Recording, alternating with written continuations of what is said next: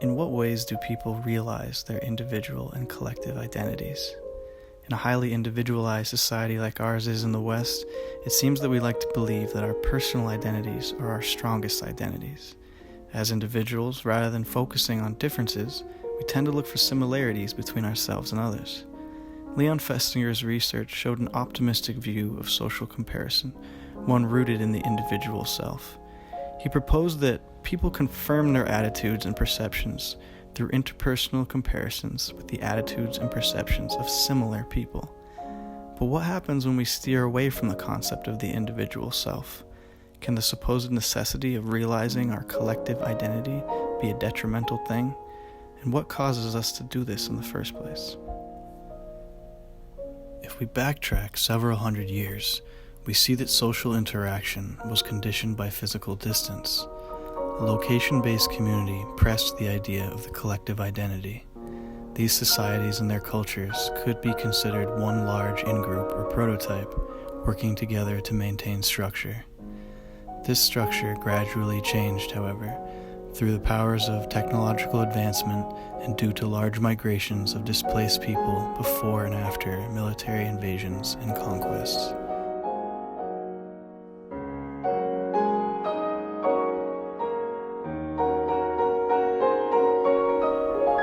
As societies grow larger, so do the number of prototypes within them. To feel sure of one's identity, people join a group to remain distinct from others and to define their group in ways that are superior.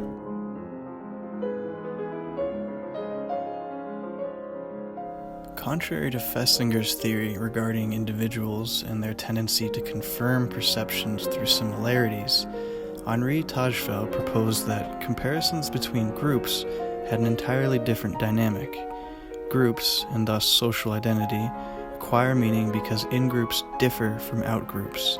Logically, it cannot be otherwise, because it is differentiation that delineates categories. When we step away from, or are unsure of our individual self, we move towards the collective. We form a cognitive representation of the group, a prototype, and give the group sets of attributes that are strong, cohesive, and relative.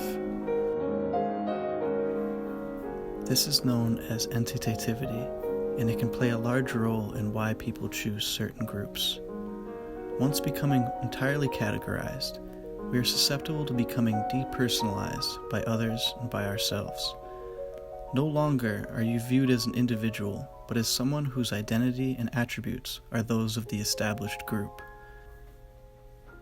Groups that are distinctive and have clear, unambiguous, and familiar prototypes are highly effective in reducing uncertainty, and these groups are especially appealing to those who are the most self-uncertain. Thus, individuals tend to identify most strongly with these highly entitative groups and will gravitate towards a group who provides clear direction and guidance about prototypical behavior.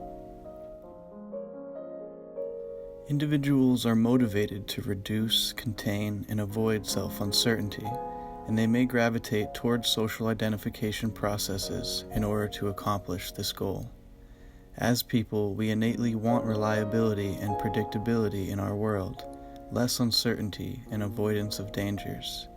We believe that we are able to effectively achieve our goals when we have access to information that is reliable. Self-uncertainty stems from our own perceptions and understandings, how we believe others think and feel, our thoughts about how others behave towards us, and our beliefs about how others should behave. We instinctively feel the need to know who we are, our sense of identity, and our sense of self, as well as those around us. Group identification can be effective at reducing this self-uncertainty because social categorization processes help to dictate one's own identity and behavior. It helps to validate one's worldview and sense of self. It also serves to create the illusion of predictability in other people's behavior.